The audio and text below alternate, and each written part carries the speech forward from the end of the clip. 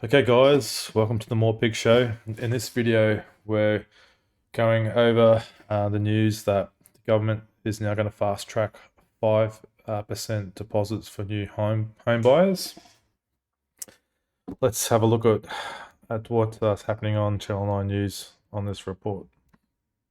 A new leg up for first home buyers is being brought forward by the federal government, allowing Australians to get into the property market with just a 5% deposit.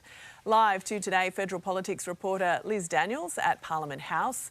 Liz, this was an election promise and it is being fast-tracked. An expansion of the government's guarantor scheme, Jane, now to start 3 months early in October, and this is how it will work. A first home buyer will only need a 5% deposit. The Commonwealth guarantees the rest of the loan. That saves the buyer. Wow, so just only a 5% deposit required. So all you new home buyers, are you up for it? Realizing that is actually probably achievable to get that 5% deposit, but just what are you going to be borrowing? Let's continue this. Are you ready to lock yourself in for the next 30 years? Tens of thousands of dollars on lenders' mortgage insurance. This scheme, the income limits and the cap on the number of places are also being scrapped from October, so it will now be available to all. Property price caps also being raised. They still vary state by state, but will now be as high as $1.5 million in Sydney, $1 million for properties in Brisbane and Canberra. And as an example, on the median house price of $844,000, a first home buyer would only need to save $42,000. Okay, so this is the an example here. So you're going to be taking on a $800,000 loan and you're going to have 30 years to pay it. And when you do that, you'll most likely be paying more in interest. And don't forget, interest rates can go back up again. So it's like they're coming down, and then it's just the FOMO that they're pumping into the market just seems to all go towards just keep making the house prices go up, rather than maybe let's try and be more conservative with like a 10 or 15% deposit to try and I know it's harder for first home buyers, but maybe you're going to need more, like $100,000 should be a better deposit. And then that in turn may keep house prices a little bit more slower growth. But this is just gonna make everything go up again for sure. For their deposit, making it much faster for them to be. I remember when I was in my 20s, the house I bought was $420,000 in Brisbane. So that's like 20 years ago, literally 20 years ago. And I was on a pretty good salary then, and I was actually able to save $100,000 deposit. So I was only actually borrowing $300,000, and I remember I remember covering my salary would cover the deposit. The interest, principal and interest payments every week ever since I got the loan. Granted, like house prices have doubled, tripled, quadrupled since then. But like this sounds good, like to a first home buyer, but man, I wouldn't be doing it with a minimum deposit. I would be doing at least an $80,000 deposit. Oh, geez. Able to get the keys, Jane. The only downside is that there could be a slight uptick in property prices. Housing Minister Claire O'Neil is... It's just funny, this video is named First Home Deposit Relief, but I reckon it's a trap. Is coming up live on Today. Liz, thank you. More now on Labor's decision to fast-track 5% deposits for first home buyers. To discuss, Minister for Housing, Claire O'Neil, is live from Canberra.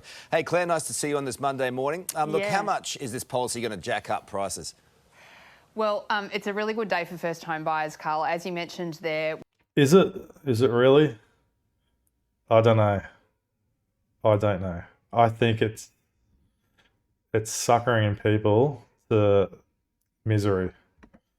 We're bringing forward an announcement about a new expansion of the 5% deposit program. So what this means is that we're really lowering the deposit hurdle for tens of thousands of more first home buyers a year.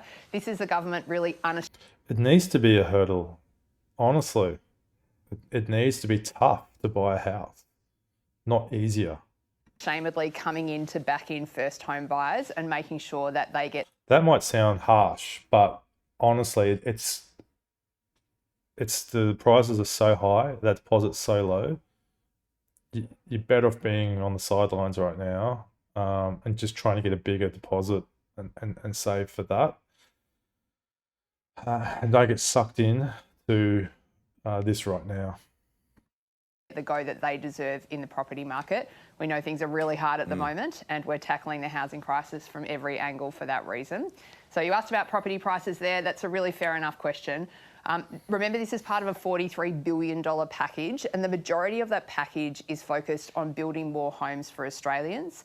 What you've got to make sure is when you help first home buyers, you do something else on the other side to build more homes for our country, and that's exactly what our government's doing. Yeah, you're not exactly tackling affordability at this point. More buyers, not enough supply, higher prices. It's basic economics. Look, we've got a housing crisis in our country that's been cooking for 40 years, Carl, and it's... Yeah, like they're just throwing you like a little carrot. It's like all the interest rate cuts, like these little carrots that may give you a little bit of a sugar hit. But honestly, there's bigger things that need to correct before it makes sense to get into the housing market on a 5% deposit for a first home buyer when the homes you're buying are over $800,000. Maybe if you're buying something that's a little bit beat up, really entry level, around that 500, 600,000, I reckon that's probably like a smarter decision. And then if over time you can add some value to that home, that could be a good way to get in. Obviously a really big challenge for the country. What I want viewers at home to understand is that we've gone from the Commonwealth government really tapping out of this problem altogether under the previous government to our government being easily the boldest and most ambitious Australian government on housing since the Second World War. So this $43 billion package, we're building more homes, we're getting renters a better deal, and we're helping more Aussies into home ownership. So this announcement today is a really good thing for young people around the country who are struggling to get that deposit together.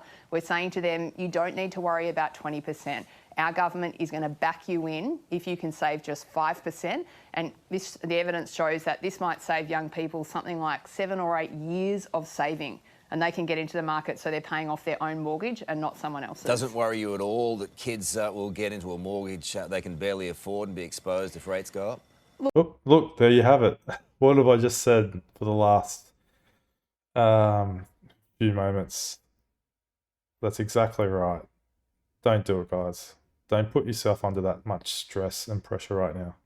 Look, Carl, the banks will run their usual processes to make sure that the buyer is able to continue to afford the mortgage. But just remember here, the government's not mandating or forcing anyone to take on a bigger mortgage. We're just giving people the option.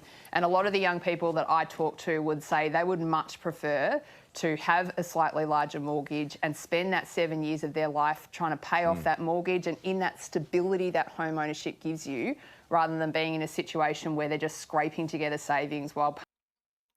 Yeah, I think just be mindful that it's in a cutting cycle now, but that can go back up as well, and that's where you can get the squeeze down the track. Paying, someone else's mortgage off through their rent. You got to figure, you must have crunched the numbers. How much will prices go up?